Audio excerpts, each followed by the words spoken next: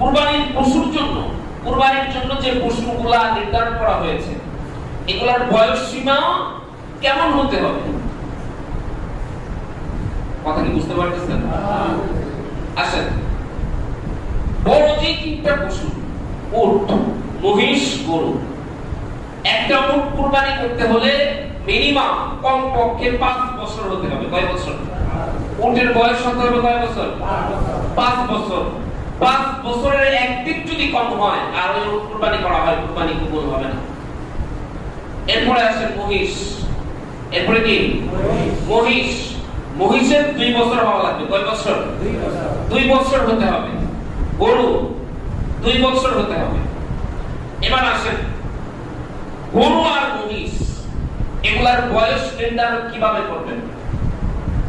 কারণ আল্লাহ পাক আমাদের উপর এতটা ইহসান করেছেন, কুরবানির ক্ষেত্রে সহজে চেনার জন্য বয়স হয়েছে কিনা এই জন্য আল্লাহ পাক প্রত্যেকটা পশুতে বয়স জনিত দাগ বজায় রেখেছেন।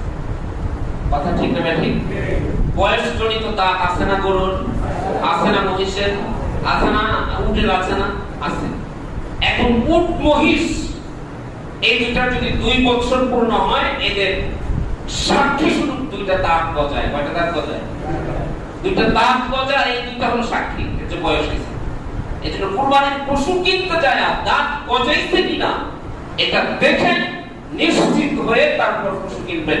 অন্যথায় 2 বছরের একদিন যদি কম হয় আর দাগ যদি না গজায় তাহলে ওই পশু দিয়ে কুরবানি হবে না। এই গেল উট, মহিষ, গরু। এরপরে আসেন ভেড়া, দুম্বা, ছাগল। ভেড়া, দুম্বা, ছাগল, বকরি আর কি। বকরি, ভেড়া, দুম্বা এই তিনটার কমপক্ষে 1 বছর হতে হবে। 1 বছর করে বয়স হতে হবে। 1 বছর পরে হলে কুরবানি করতে পারেন। কিন্তু আপনার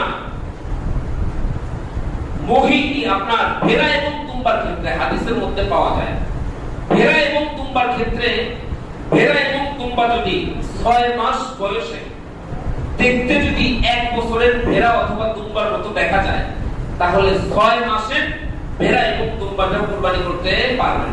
কিন্তু শর্ত কি? দেখতে 1 বছরের ভেড়ার মতো দেখা যেতে হবে, দেখতে 1 বছরের দুম্বার মতো দেখা যেতে হবে। আর ছাগলের ক্ষেত্রে 1 বছরের একদিন কম হলে কুরবানি কথা কয় না, কুরবানি হবে না। এগুলোর বয়স আপনারা জানলেন, জানতে পারছেন তো বয়স?